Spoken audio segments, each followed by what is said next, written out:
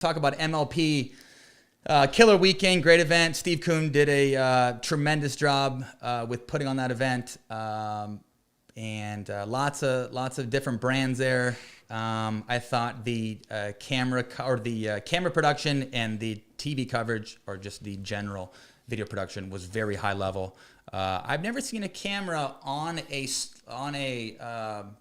line that was above us on center court, and this camera was. So it gave you the aerial view. Yeah, it was cool. Yeah, so it was this really high level camera that was like essentially on this string that was running across the court. But there was one above us. There was one on a lever off to the side. Anyhow, camera angles was super defined, very detailed. I thought the overall event ran super smooth. I like the team aspect. I think it was a different look for the spectators, and it may even be more attractive. It was a bit more educational. The pros were mic'd up. Even the pros on the sideline that were coaching were mic'd up, and so different. You probably saw a different side to the players with them being mic'd up, with them coaching on the sideline.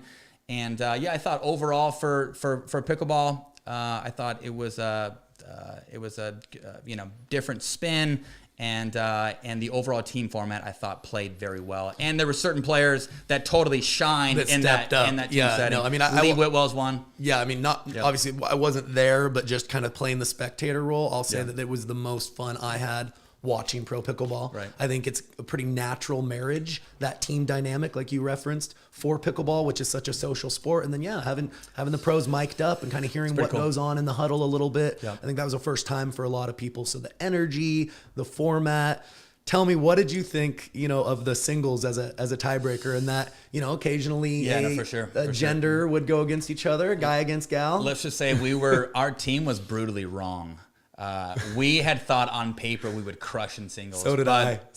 I mean, with the game to 15 format, with it being rally scoring, you're in for 4 points, and then you're out, and then on top of that, you can throw your lineup against anybody. So, yeah, I mean, we lost every singles breaker that we were in. How many did you guys play? We played 3 singles breakers. 3? Gosh, that's so surprising. Played 3 and lost all 3. And to be honest, the biggest surprise was that I think Zane, nothing against Zane because I love me some Z-Man and he played great in men's, but I think Zane only won like 20 or 30% of his singles points. Yeah. And here's Zane is. Zane is the best male singles player, one of the best, and the guy only won 20 or 30% in that rally-based scoring. Maybe the hottest singles player coming in because he just beaten Ben, beat you in Vegas. And I thought the singles breaker was a complete toss-up, roll the dice. You saw some odd pairings. But the energy, the team aspect, the educational side, I thought it was probably the best viewing, the best showing for spectators. Yeah, I thought they hit a home run.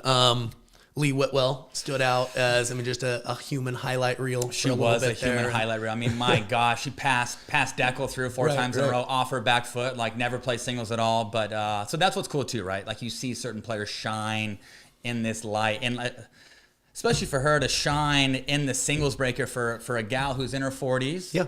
Nothing wrong for being in her 40s, but she's in her 40s and she never plays singles.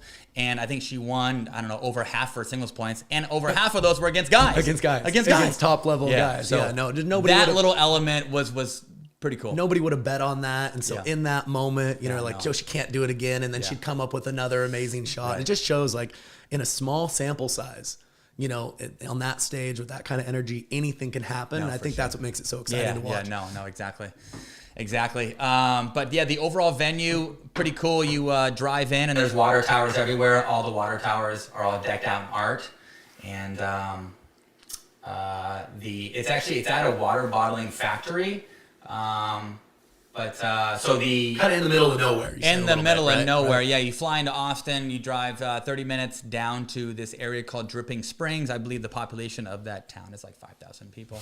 That's nothing but farmland. But killer venue, putt golf, food and beverage, 3 or 4 covered courts, and then they just built like a batch of 12 courts that were outside that were brand new. Okay, nice. It's pretty cool, man. I think that next year they're going to run 2 MLP events. I believe the first event is actually going to be at a Discovery property. I actually played on Team Discovery, And kind of our story at MLP.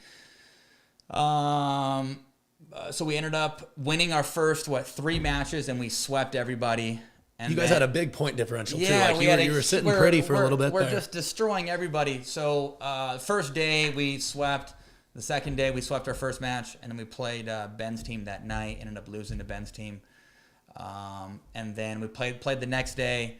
I think Team Clean, and it came down to Leia and I's match. So it's who was on Team Clean again? Remind me. It's Corinne, Adam, Deckel, and Callie. Callie. Yeah, for sure. Yeah. So it was 2-1 in the team score, and it came down to Leia and I's mixed match. And if we would have won that mixed match, we would have gone to the finals. And Leia and I did not play particularly well in mixed. I think we were down, 8-14 against Adam and Corinne. And Adam and Corinne, for some stinking reason, I've lost in that team a couple times this year in mixed. And they're a good team in mixed, just not one of the top teams. And they've gotten the better end of me a couple times. But so we're down 8-14, bring it back to 14-all, win by 1. I have a stupid match point on my paddle. I end up speeding up at Corinne. I'm on the left. Corinne's on the left. Leia's going head to head with her. I speed up at Corinne. So you're speeding cross. Speed up cross court. Corinne hits her counter, and my recounter is right there. Leia slides off the court. As Leia slides off the court, I have to make one big leap over. Anyhow, I sped up. I was not ready for the recounter. Shame on me. If I start, I got to stay. It stays on a line. And end up missing the recounter. Missed it long. They end up coming back, winning that. Then we lost in a singles breaker. And then that night, we ended up beating the Chimeras. And then, so the very last day, it was a total toss-up. It was like a 3-way tie with BLQK, with us, and then with the Chimeras. And so, kind of crazy. The Pickle Ranchers were playing the Chimeras, and there was a match with it was Andre and Lee, and Andre and Lee were playing Kyle and Annalie, and it was 2-1 Pickle Ranchers, and Andre and Lee are up 14-8. If they would have won that match, we would have gone to the finals.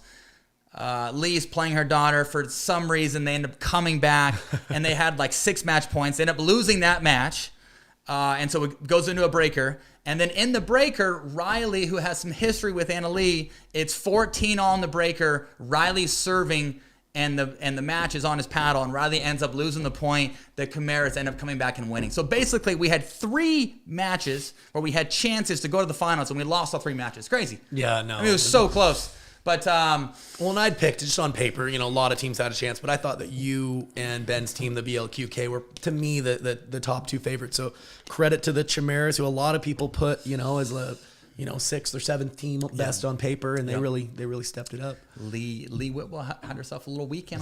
She had a coming out party, that's for sure. She did. Okay, I'm gonna move on here.